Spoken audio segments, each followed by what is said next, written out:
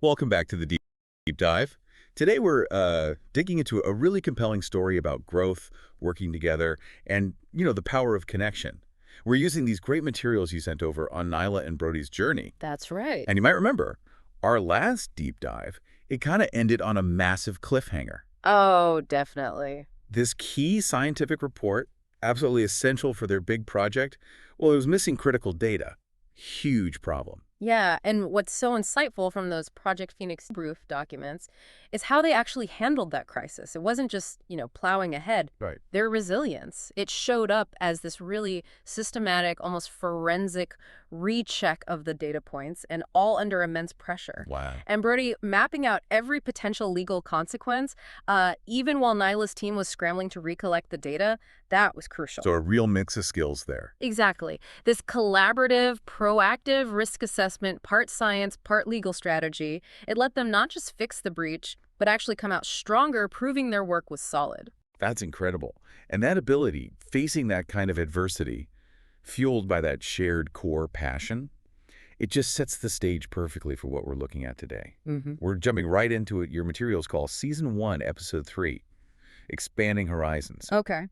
And here we'll explore how their unique mixed science and law really started to make waves on a national level, and maybe even more importantly, how their partnership deepened, way beyond just, professional colleagues. Right, moving beyond just the work itself. Exactly. So let's trace this path back a bit. The foundation, like we talked about before from your Intersection of Worlds notes, it was laid way back when Nyla, the scientist, and Brody, the legal advocate, met at that community climate change seminar. Yeah, I remember that. And what hit them immediately, and it's clear from those early project docs, was this deep shared belief. A conviction, really. Yeah, a conviction that a better future depends on bringing these two, well, pretty distinct fields together, science and law. And that shared passion, it didn't stay theoretical for long, did it? Not at all. The Community Impact Initiative case study you shared, for instance, it shows how they jumped into a local project.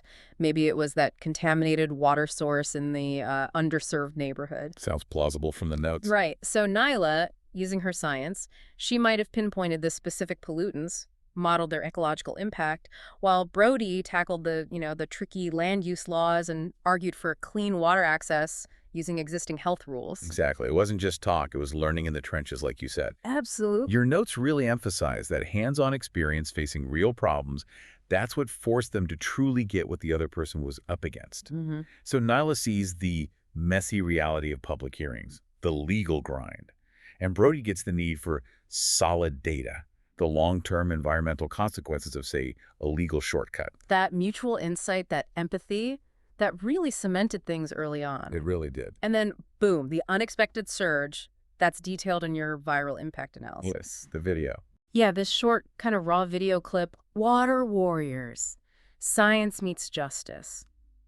It wasn't slick, but it felt real. Totally authentic. You can just picture Nyla, maybe by the river they cleaned up, explaining the science like how microbes were filtering toxins in a way anyone could grasp. And Brody right there with her. Yeah, maybe holding a legal brief, outlining how they use some obscure environmental justice rule to get funding or stop polluters. That's it. It just perfectly captured what made them unique together. And that video, because it felt so genuine, it just took off, went viral, reached millions. Unbelievable reach. This wasn't just a pat on the back. It was like a huge flashing sign showing how combining these fields could actually solve big problems. Yeah, a proof of concept, really. Suddenly, their work was out there on this much bigger stage, probably way sooner than they ever planned. And that unexpected fame, as your materials show, was the perfect launch pad into their next phase. The building bridges phase. Precisely. And here, they didn't just coast, they dove even deeper. That innovation blueprint document, it really speaks to their ambition. Pushing the boundaries. Absolutely. Pushing beyond what they'd already done. Not just applying lessons, but innovating. Proving their combined approach could handle even bigger challenges, like maybe scaling up their water fix for a whole region. Yeah, but that kind of ambition, it doesn't come easy, does it? Your project implementation obstacles report lays that out pretty clearly. Oh, definitely not. You can just imagine the headaches, the bureaucratic nightmares, endless permit applications, layers of approvals, just that slow, painful government grind. Ugh, the red tape. Right. And it wasn't just external stuff. They also had, disagreements within their own teams. That's natural, though, isn't it, in complex projects? True. Like maybe a scientist worries a legal compromise weakens the science, or a lawyer thinks the scientific precision is, well, unrealistic for a legal fight. And this is where that resilience protocol you highlighted really comes into play. It was exactly through those struggles, those disagreements, that their partnership got truly rock solid. Forged in fire, almost. Kind of, yeah. Right. Their drive to bridge that science law gap, it forced them to communicate better, understand each other more deeply, find those creative compromises. So the friction actually helped. It seems so. That commitment led them to genuinely innovative solutions. The reports don't call them small tweaks, they call them breakthroughs. Breakthroughs, wow. Yeah, like new ways of thinking, new ways of operating that came directly from successfully merging scientific insight with legal strategy. And that effectiveness started getting noticed, Yeah. right, by local leaders. Absolutely. That mayoral endorsement letter you shared, that's a perfect example. More than just polite interest. Much more. It signaled real potential for wider use, maybe policy changes, definitely more resources.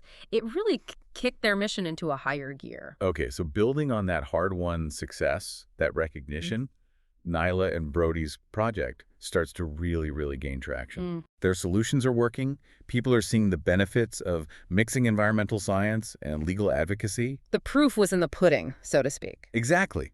And this growing momentum leads straight into the heart of expanding horizons. Right. The next big step.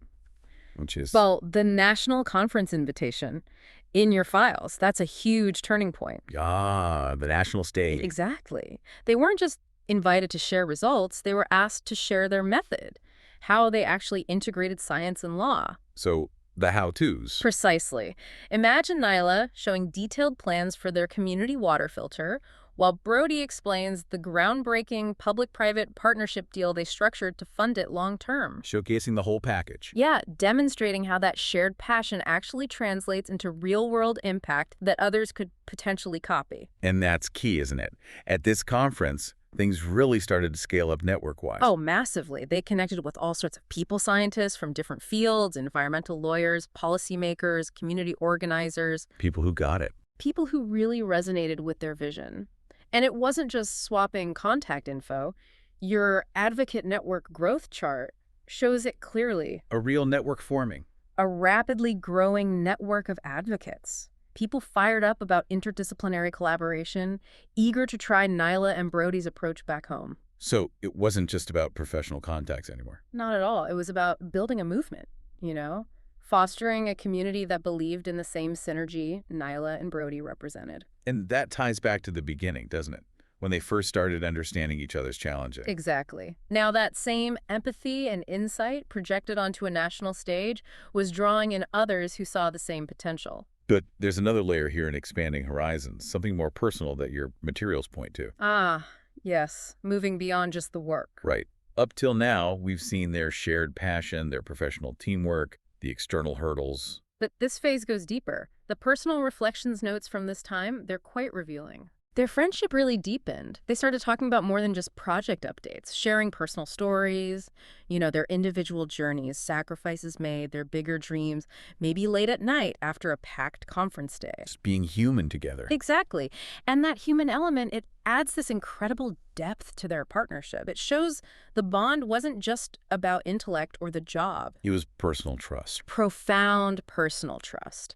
Understanding built through shared purpose, sure, but also through really seeing each other's strengths and maybe vulnerabilities. And that makes them stronger professionally. I think absolutely. It lets them tackle these increasingly complex environmental issues, not just as skilled colleagues, but as true, deeply connected partners. And that personal connection, it kind of circles back to their resilience, doesn't it? It absolutely underscores it. Think about it.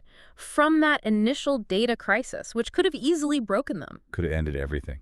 Right. To navigating all that bureaucracy, their ability to face challenges together, work and life stuff, it just makes their partnership incredibly robust, more capable of driving real, lasting change. Personal trust amplifying professional impact. That's a great way to put it. So wrapping this up, what does this all mean for you, the listener, looking at these materials?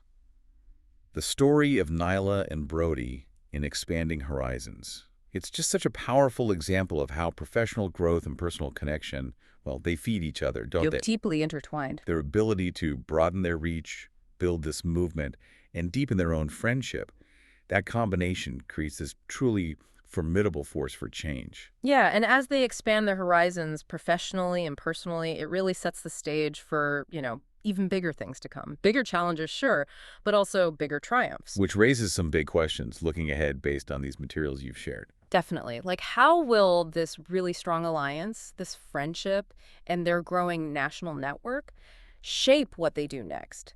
Could they tackle problems far beyond what we've even discussed? That's the big question, isn't it? How will their groundbreaking solutions keep inspiring others? What new doors will this influential network open? Lots to think about. Indeed.